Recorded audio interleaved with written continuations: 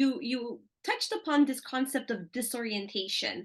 So for someone who's just recently been diagnosed with whether it be ADHD or autism or dyslexia, or whether it's a parent whose child has been diagnosed or they have a suspicion of dyslexia, I mean, what does it mean exactly to be disoriented? I mean, it doesn't sound it's not a term that most people would be familiar with. So what does Ron mean by it, and how, like, what did he discover? What exactly can the Davis method offer to these people? It's a big question there. Yes, you're welcome.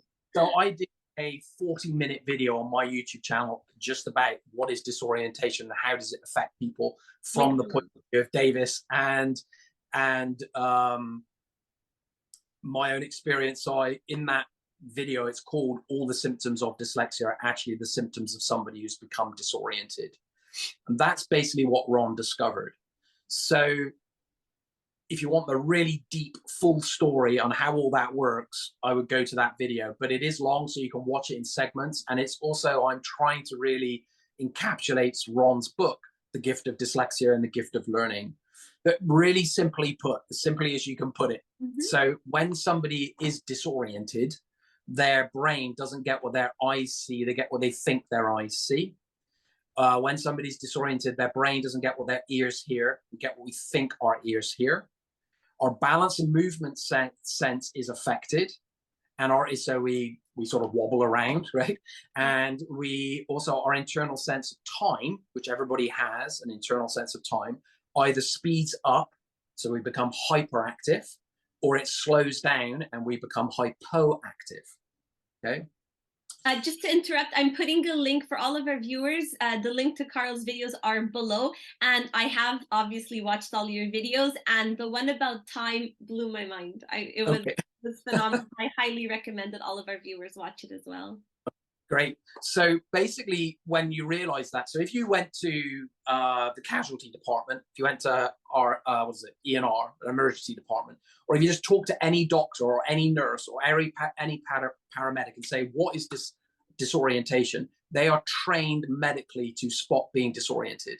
So if somebody comes in, if a paramedic picks up a couple of drunks that have been in a fight downtown, they're completely drunk, they'll be slurring their speech, their eyes will be rolling in their head, they will be wobbling around, their internal sense of time will speed up, so they might become aggressive, or it'll slow down, they'll become all lethargic, and we know that they've had too much to drink, they're obviously pickled, and that is chemical.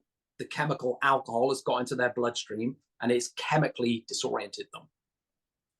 That's the one that every ENR emergency worker needs to spot, because people are coming in drunk on a Friday and Saturday night, and they need to see that it's different from, say, Alzheimer's. When somebody's has Alzheimer's, their brain is also affected, and when they're having an episode or as they deteriorate, they will basically look more and more disoriented. If that's not the great example, but another good example is if you had something like malaria, or if you got really, really ill. I don't know if you've ever been severely ill, but I had a severe temperature that almost killed me. And I went up into the hundreds, and I was so ill that literally I looked at my girlfriend at the time and I could see 4 of her. She was literally like the cartoon might see, where people go, and I couldn't reach for things. I'd reach for a glass on the table and it'd be in the wrong place. I wouldn't know which glass to pick up because I was so disoriented. I'd see multiple images. That's happened because my temperature has gone up and my body is closing down and saying, to keep you alive, you don't need your eyesight, you don't need your sense of hearing, you don't need your sense of balance. This is why the room spins around like crazy. And because we got to keep you alive, because your body temperature is going up, so we're going to shut down the senses you don't need. So that, again, that's a very, very severe disorientation that happens. If you fell off a ladder and banged your head, okay, you would have a big shock to your brain. Your senses, your brain wouldn't be getting the information from your senses. So the way medicine looks at it is, if put my hand on the screen, if this is my brain here, and these are my senses of sight, sound, touch, taste, smell, the information is coming in from my eyes, and my hearing and my sense of balance, and it's telling me where I am in the environment. If I hear a dog bark outside, my ears can locate it is outside and behind me, or it's outside and in front of me. And then I can verify that by looking, right? So that puts me in my environment because all of my senses are coming in accurate. So I'm oriented to the real world and time and space. When I'm disoriented, my senses become bent out of shape. So my brain doesn't get what my eyes are seeing as my eyes are seeing it. My brain doesn't get what my ears are hearing as my ears are hearing it.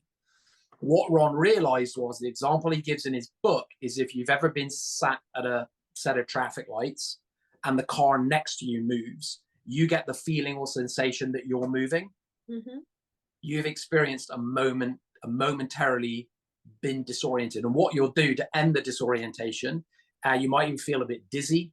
You might even feel a bit sick because you feel like you're moving. What happens is you'll grab hold of the steering wheel, you'll put your foot down on the brake even more. And what you're doing is you're reaching out with a dominant sense and stopping the being disoriented. And then usually you'll snap your head to the side and see that the bus next to you isn't moving.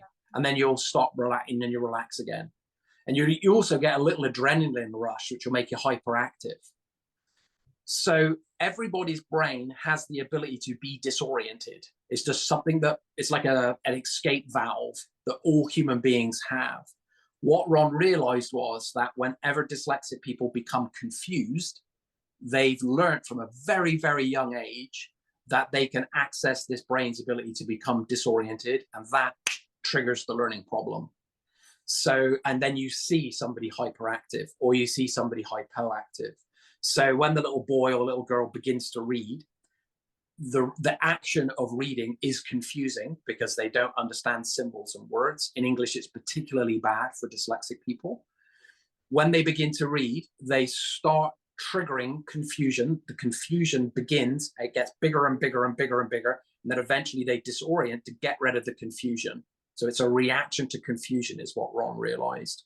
But the problem is this reaction to confusion that works really well with real life environment things. This is why children learn how to do it, but it doesn't work with reading or writing. It actually just causes more disorientation. So in effect, when we teach kids who are on this learning disability spectrum how to read, we teach them the alphabet, we are in effect turning on their learning disability. And that's the big shocker that I realized and most people don't realize. And the more we do it, the worse it gets. And what's really interesting is most psychologists won't diagnose children below the age of 7. And then at the age of 7, it becomes more obvious what learning disability label to attach to them. Well, they've spent a year or 2 years in school. And what have they been doing differently? They had no symptoms up until they went to school. They go to school, we start teaching them how to read, and then all their stuff get turned on. And that's a really common story. Oh, yeah.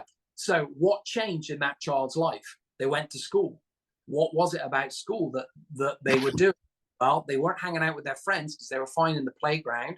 When they were painting a picture, they were fine. When we started teaching them to read, boom, it started to happen.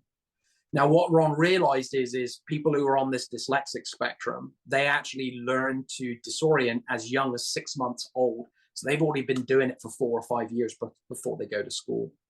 So that was Ron's really big discovery. And that then leads us into a whole bunch of other questions. And I could talk about being disoriented and how it works. And that's really what Ron's 3 books are about, how it affects somebody's brain. So he's written a book called The Gift of Dyslexia, which mainly literacy, The Gift of Learning, which is about ADD, ADHD, behavior difficulties, maths, handwriting. And then also he's written a book called Autism and the Seeds of Change, and how being disoriented affects autistic people.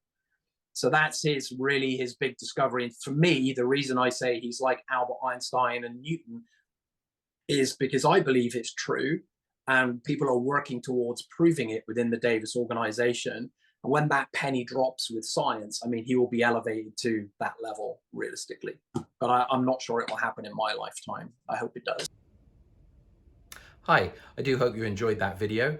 If you would like to find the nearest Davis facilitator to you, you need to go to the links below They'll be listed in the description somewhere, depending on which channel you're watching this on. If you want to find the nearest Davis facilitator to you, I suggest you go there and just follow the links. If you're interested in training as a Davis facilitator, then again, just go to the links below. You'll find training there. Or if you're looking for a program for yourself, you can also go to those links. My suggestion, if you are really interested in Davis, the best thing to do is to pick up the phone and start talking to a Davis facilitator closest to you, because they will be able to answer all of your questions. That's it for now. See you in the next video.